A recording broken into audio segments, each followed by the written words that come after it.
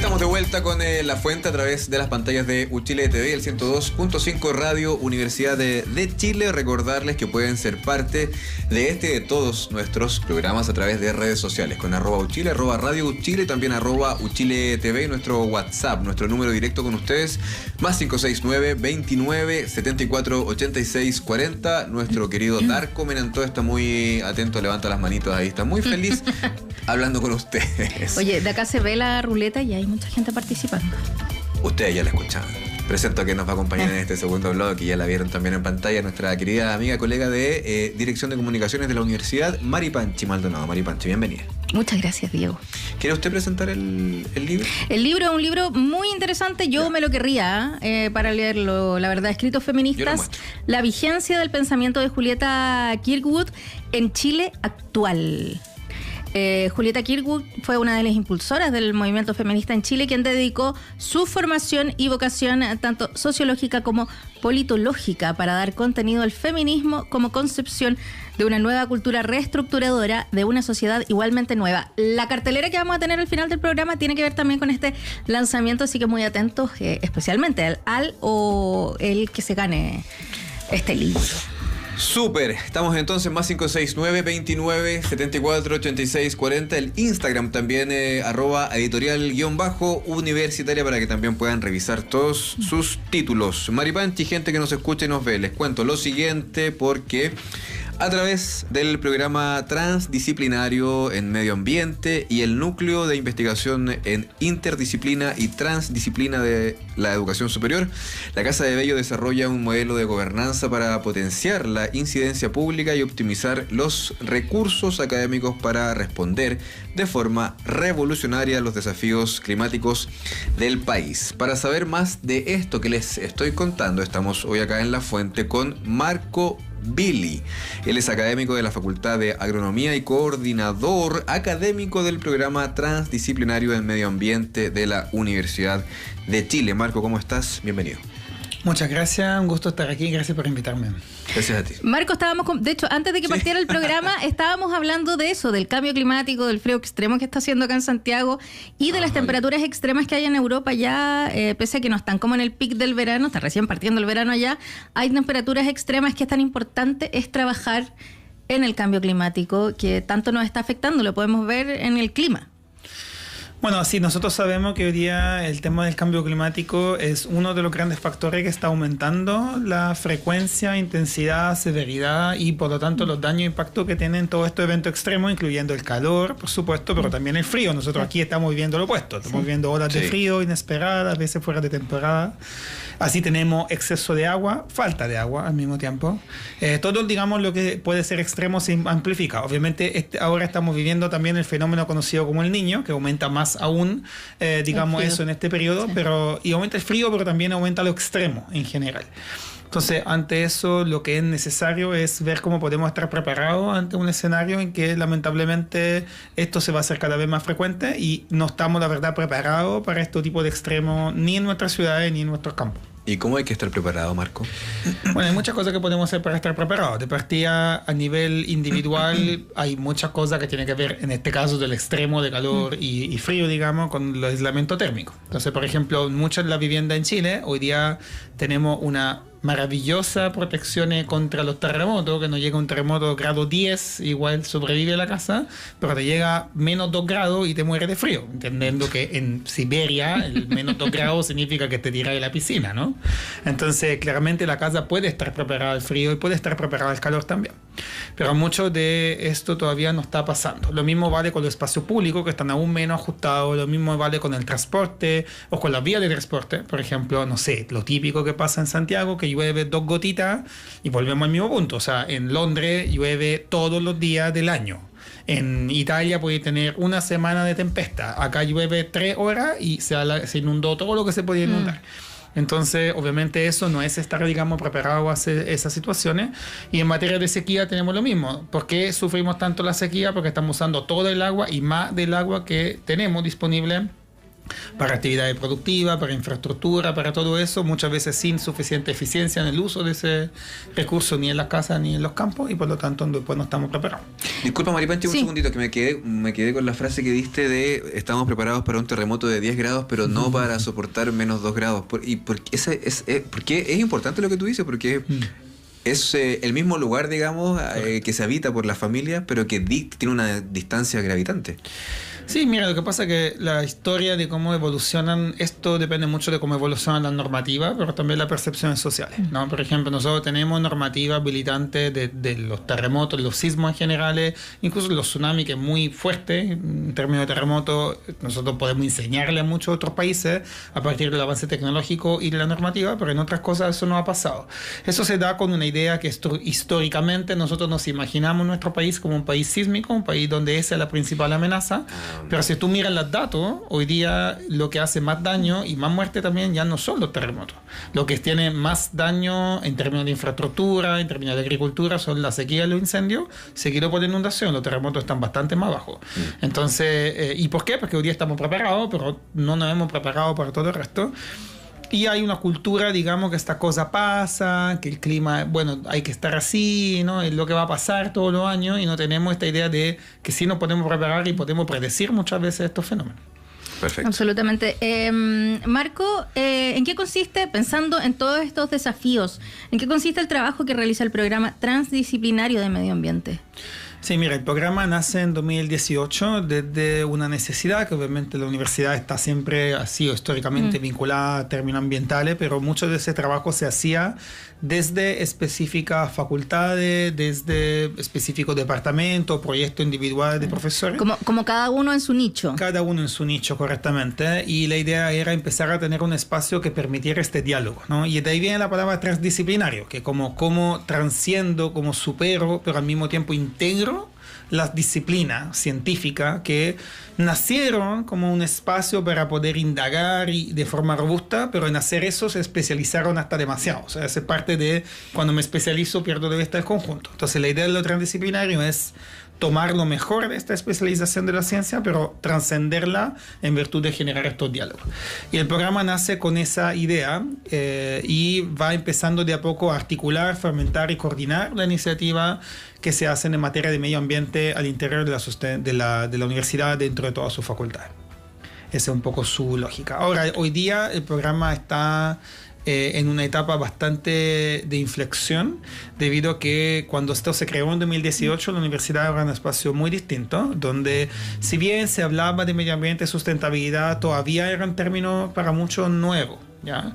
Hoy día tenemos un programa, tenemos una oficina de sustentabilidad, tenemos comité de sustentabilidad en todas las facultades, tenemos una política de sustentabilidad con compromiso en todos los lados, y tenemos muchas redes intrauniversitarias que trabajan en estos temas. Entonces hoy día el programa se buscó reinventar, o más bien redefinir, como un espacio que construye sobre todo esto que hay para seguir fomentando y articulando toda esta iniciativa colaborativa, pero para hacer un paso más allá en un contexto, la verdad, bien complejo que está viviendo la ciencia hoy día. Sí, pues un escenario bien complejo, y no solamente acá en el país, ha pasado en Estados Unidos, en Argentina. No sé cómo va a ser también con las recientes elecciones en otros países de Latinoamérica, pero está bien Colombia. Sí. Perú, que también se fue hacia el lado de la extrema derecha. Se está poniendo bien complejo ese escenario de la ciencia. Sí. Sí, ¿qué pasa ahí? Para sumar a la pregunta de Maripanchi, el diálogo también con gobierno, Ministerio de Medio Ambiente, recortes múltiples, financiamientos quizá bajan un poco. Bueno, en general aquí hay una conjunción de cosas. Por un lado, hay una situación donde se ha instalado una prioridad a nivel de ejecutivo de administrar las cuentas, ¿no? De ordenar la casa. Que por supuesto tiene un valor, porque es importante de vez en cuando, digamos, ver dónde estamos parados, qué está funcionando, qué es más eficaz, qué es menos eficaz, pero claramente genera, desde el punto de vista de los programas más ambiciosos que buscan mover la frontera, muchas veces significa ver dónde me paro. Esto se asuma a una digamos, menos valorizaciones del tema medioambiental de lo que había sido también en otro ejecutivo. O sea, hoy día sabemos que muchas de lo que son las cosas más ambiciosas en materia de cambio climático están avanzando, pero no al ritmo que quizá hubiésemos esperado. Los temas medioambientales como de conservación, de protección también ecosistémica, se han visto, digamos, a veces un poco mermados por cierta lógica que históricamente ha estado privilegiando la inversión económica, que es importante, y hoy día, pero siempre hay que tener un balance entre las dos cosas, y hoy día parece que el balance se fue un poco más por el otro lado. Entonces, claramente en temas ambientales, en un tema de recorte en general, tenemos esa situación que pero se suma, yo creo que eso es lo más complejo, con una retórica global, no chilena, donde parece que la evidencia científica está siendo menos valorada en general de lo que era antes. Y eso se debe a una lógica de que no siempre la evidencia científica se traduce automáticamente en producto o en práctica o en algo tan actuable, porque la ciencia tiene su tiempo y tiene su demora. Y es parte de la manera en que funciona y que esperamos de ello, porque lo que queremos es que nos diga que es verdadero y no. Y esa no es una pregunta fácil de responder. Sí, estamos conversando con Marco Billy, académico de la Facultad de Agronomía y coordinador académico del programa transdisciplinario en medio ambiente PROMA de la Universidad de Chile. Marco, ¿cuáles son los focos más importantes que hay que tratar pensando en las prioridades que podamos tener como país?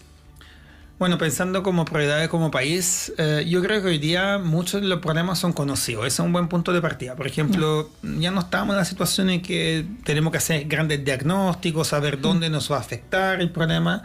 Hoy día estamos en unas condiciones de reconocer qué podemos hacer, ¿ya? Y hoy día tenemos algunas de estas respuestas, pero muchas de esas faltan. Entonces, por ejemplo, yo antes, no sé, hace 5 o 8 años, yo trabajaba con los municipios, con las regiones, con el Estado, y nos preguntaban ¿cuáles son los diagnósticos de cambio climático? ¿Cuáles son los diagnósticos de agua, de falta de agua? Y hoy día sabemos eso, y lo que necesitamos saber es cuáles son las acciones más efectivas. Claro. Y cómo implementar esas acciones más efectivas, y también, que también es un rol muy importante que la ciencia puede jugar, cómo dar cuenta que se están implementando, cómo generar esa transparencia, esa trazabilidad del avance de la implementación. Entonces, en todo eso, yo creo que hay bastante que se puede hacer en generación de indicadores, en generación y levantamiento de buenas prácticas, y ahí la ciencia puede jugar un rol clave. Pero para jugar ese rol clave necesita también repensarse a sí mismo, porque se trata de un rol quizás más pragmático, más concreto, más orientado a la acción de lo que la ciencia está tradicionalmente acostumbrada a hacer.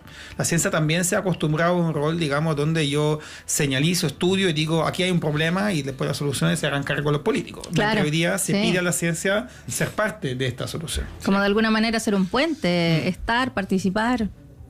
Sí, te escuchaba, Marco, y hay varias cosas que hacer, pero lo importante también es cuánto sabemos la población de lo que está ocurriendo, cuánto sabe la gente de la sequía, cuánto sabe la gente, cuánto sabemos, me incluyo, de que vivimos en un departamento, en una casa que aguanta un terremoto de 10 grados, pero no aguanta menos 2 grados, etcétera, etcétera, etcétera. Yo creo que algunas de estas cosas están cada vez más sabidas, porque justamente hemos logrado hacer difusión y se ha logrado poner en la mesa, pero claro, no que esté sabido no significa que todo el mundo lo sepa, y hay una diferencia entre saber en general, por ejemplo, que la sequía existe, que es un problema que estamos enfrentando, y saber que, insisto, qué puedo hacer al respecto, o dónde me va a afectar mayor, o cuáles acciones que puedo hacer son más o menos efectivas.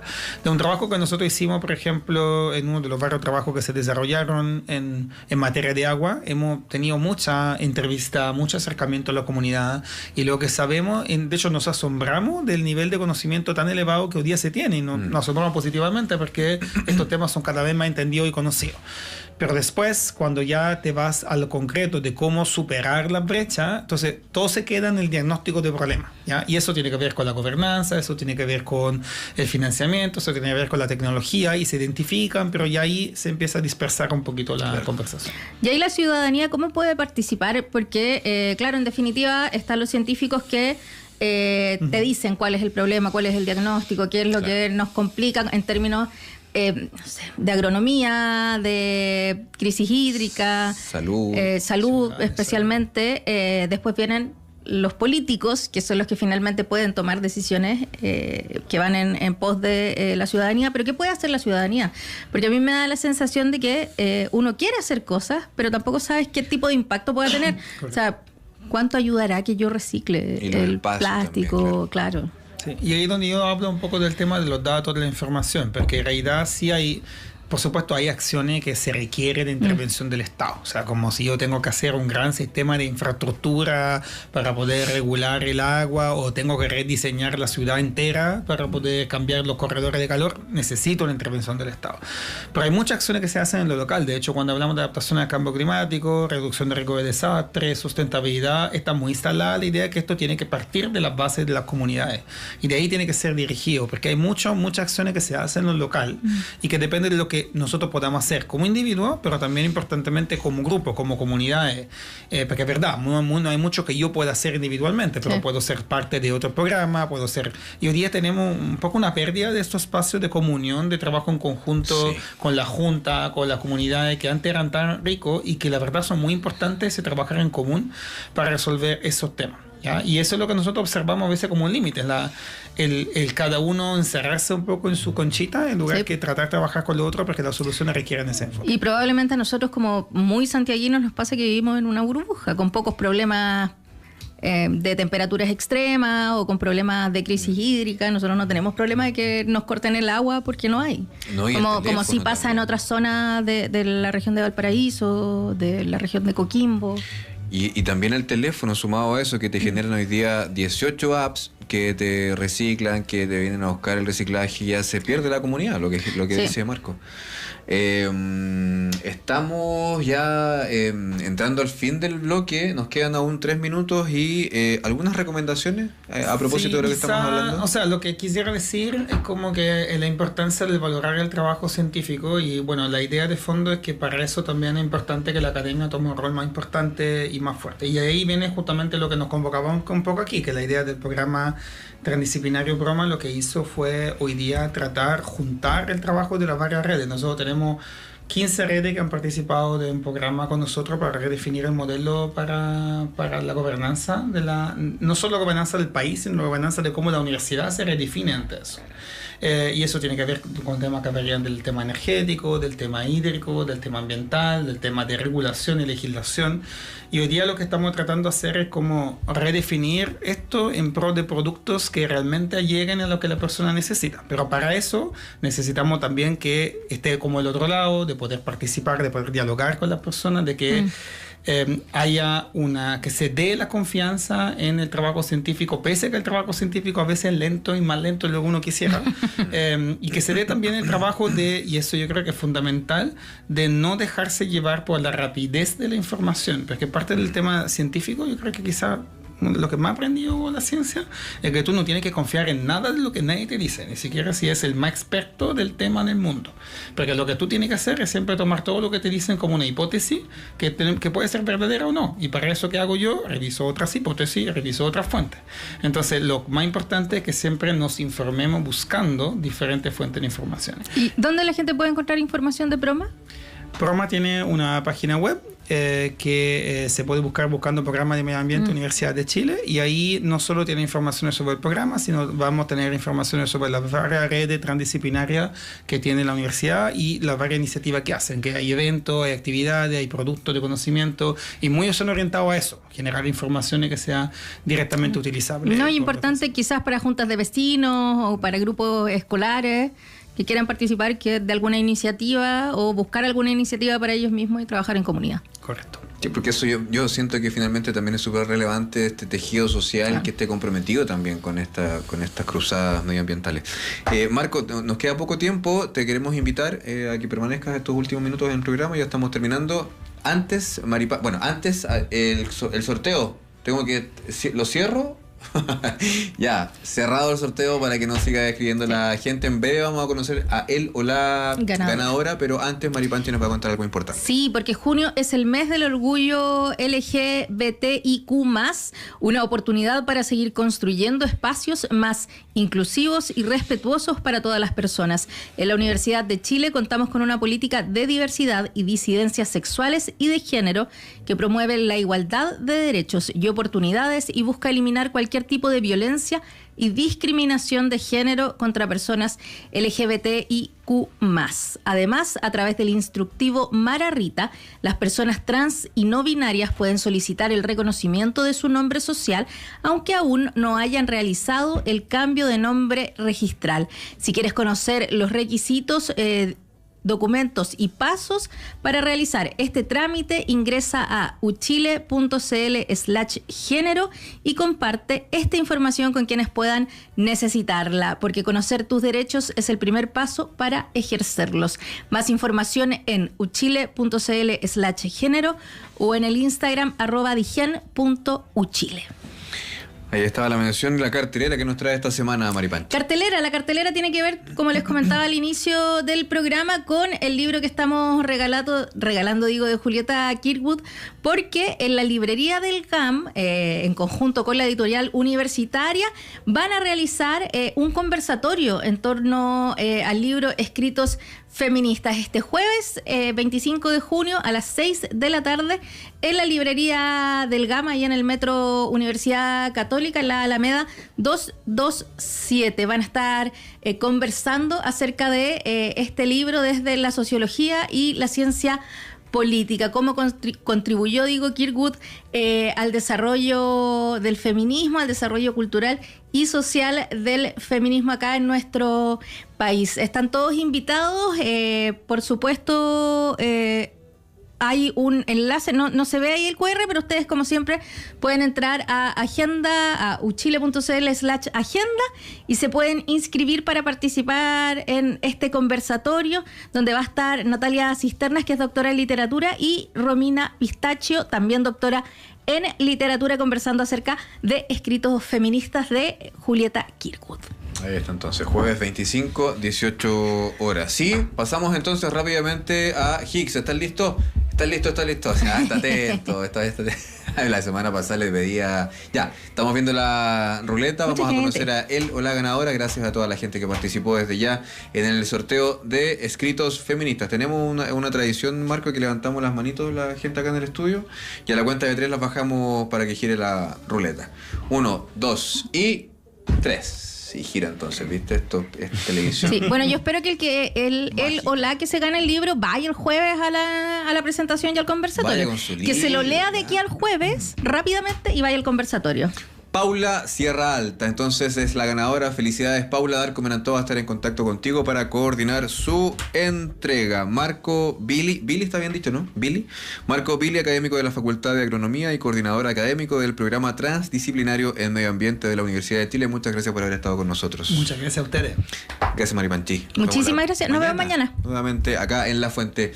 Gracias, Panchito, gracias, Darko, gracias también a Jaime, a Augusto, a Elías, que están en transmisión, a la gente y un abrazo de Dirección de Comunicación. A Amaro y a Monse también. Un abrazo. Yo sé que lo hiciste al principio del programa, pero un abrazo gigante a nuestro querido Amaro y a nuestra querida Monse, que ahí están pasando un momento de harta tristeza, pero vamos que se puede. Así es. Nos reencontramos mañana en un nuevo capítulo de La Fuente al mediodía. Que estén bien. Chao, chao. Chao. Se nos fue volando el mediodía, pero ya nos encontraremos en una nueva edición de La Fuente.